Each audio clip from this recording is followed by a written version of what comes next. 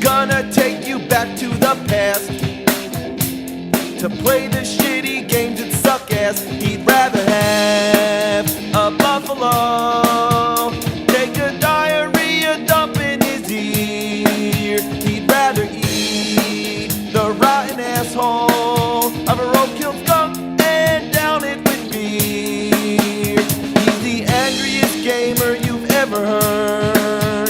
He's the angry Nintendo nerd. He's the angry Atari Sega nerd. He's the angry video game nerd.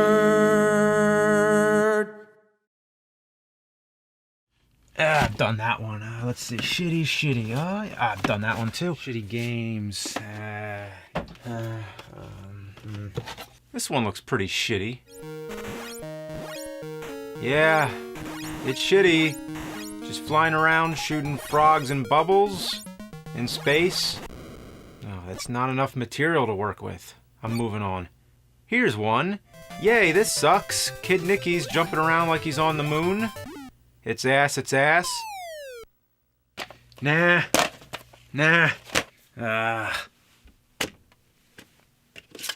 Oh, now this looks hilarious. My mind is a blank.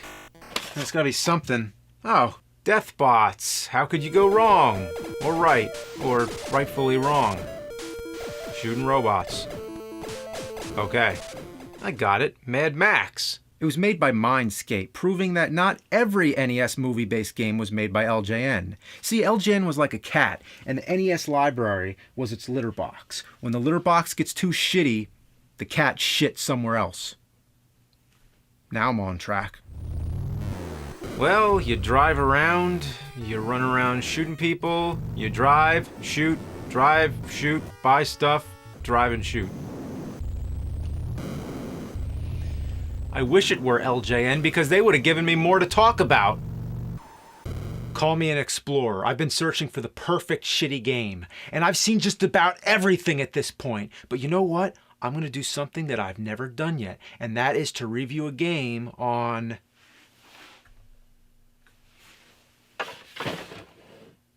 the TurboGrafx-16. Holy shit. The TurboGrafx-16 was developed by Hudson Soft and NEC. Its original name in Japan was the PC Engine, which sounds like a computer on a train. No wonder they changed it. The games came on cards, which was unique. It was technically the first 16-bit console, made to compete with the NES, but it was soon trampled by two titans, the Sega Genesis and the Super Nintendo. Yeah, you were either asking your parents for the Genesis or the SNES. The TurboGrafx-16 was the one nobody gave a shit about. It didn't have as many third-party game developers working for it, but the benefit of that was that it meant less shitty games. The TurboGrafx library is less contaminated than the rest. That's why it's taken me so long to get to it. There's no major stinkers that stick out.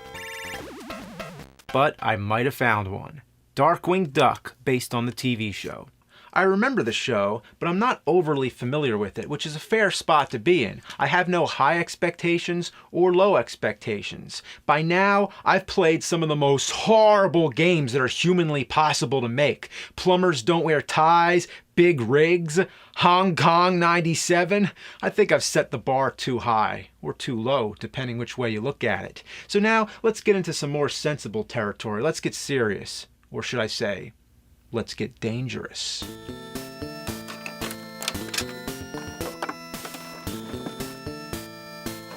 Ah, fuck. You son of a bitch. You piece of dog shit.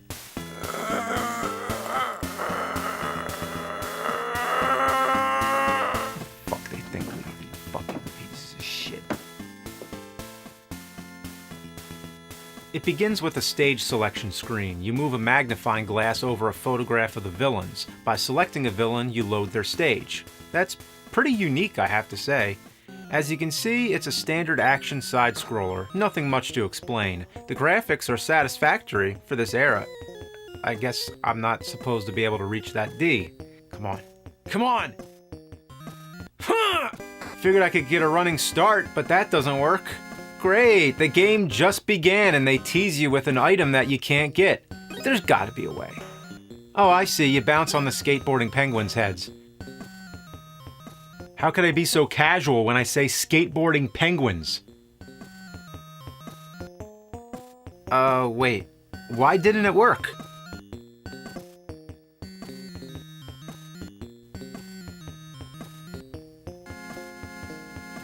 What, was it a fluke the first time? Oh, maybe I bounce on this thing? Nope.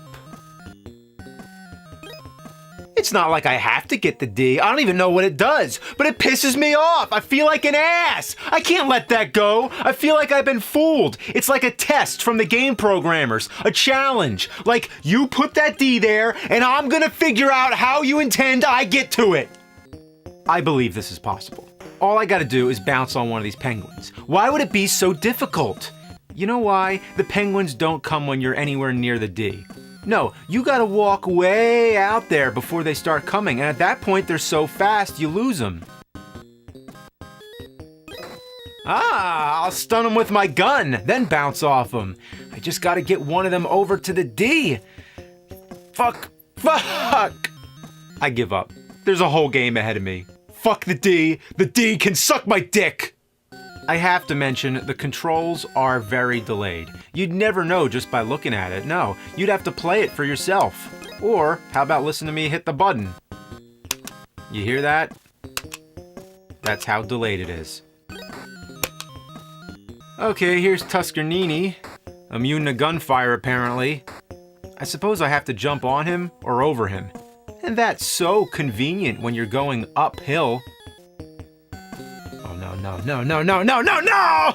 No! Oh, I have an idea. Nope. Gotta admit, it was a pretty smart idea.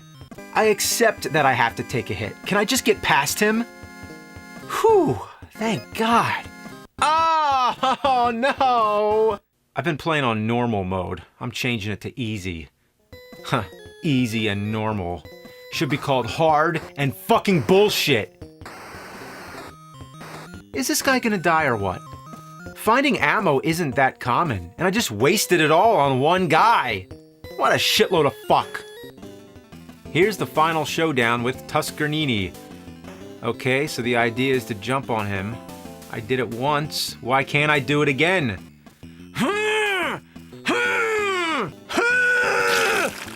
Oh, sorry, I shit myself.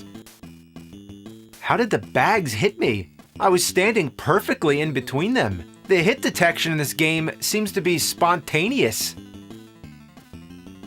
I can usually adapt to crap, but this game is a rare breed where I legitimately can't figure out what I'm doing wrong. It's a type of game designed to make it appear that you're playing real poorly, to make you question, is it really you? But it's the delayed controls and strange hit detection.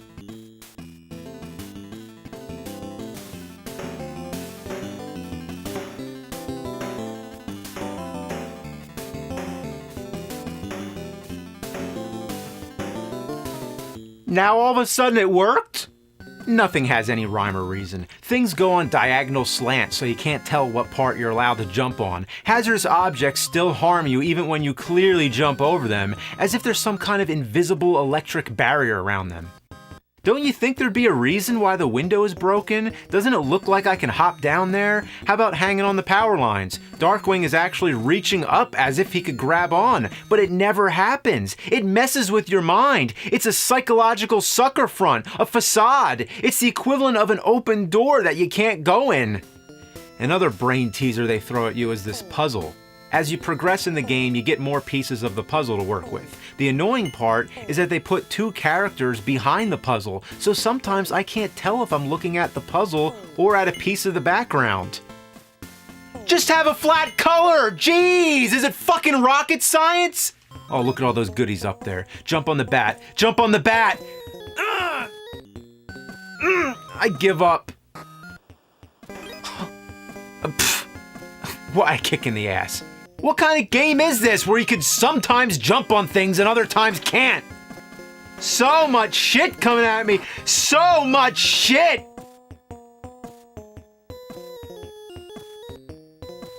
What the fuck just happened? It's like you make one wrong step, you go to the dungeon, bitch! What is this thing anyway? A pizza that turns into a capybara? You can't duck and shoot. Great. Well, at least you can duck. You are a duck. I don't know what kind of fucked up duck can't fucking duck. Get up there. Get up there! Get the fuck up there! With these kind of controls, you should not be required to do platform jumping. And just about now. Fuck. Let's try again. Wait for it. Nope. Not now. Next time. And here it comes.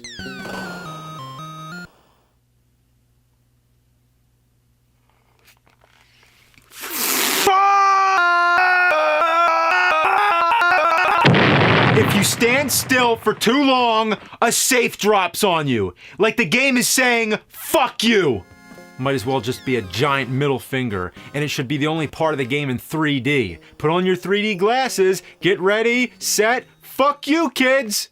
This could have been a decent game. Darkwing Duck is not one of those concepts that's doomed from the start. The show had elements of action, crime solving, and humor. It's been done well before.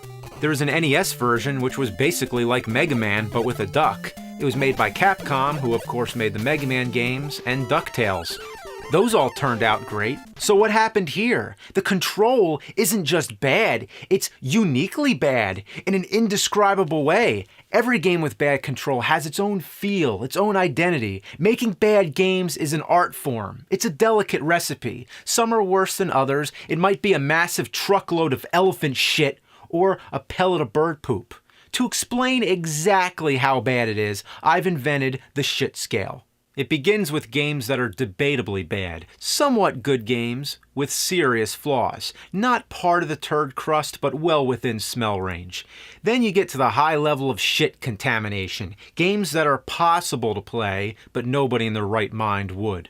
Then you get into the very high category, which encompasses the majority of LJN games. This is where you could still survive, but you'd come out traumatized. For life. Next is the severe zone. This is for masochists only. These are games that could kill a person. Stay away. Don't even think about it. Then we have Dr. Jekyll and Mr. Hyde.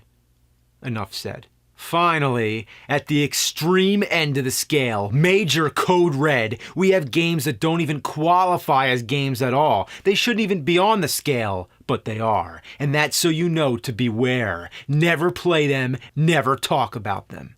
So where does Darkwing Duck fall on the scale? I'd say somewhere around here.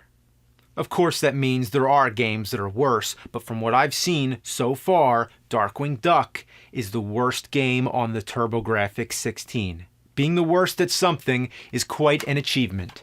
I'm the fucking nerd. I'll see you next time.